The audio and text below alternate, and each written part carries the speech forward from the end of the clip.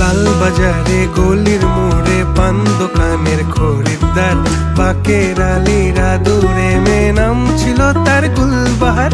লাল বাজারে গলির মোড়ে পান দোকানের খরিদ্দার, বাকের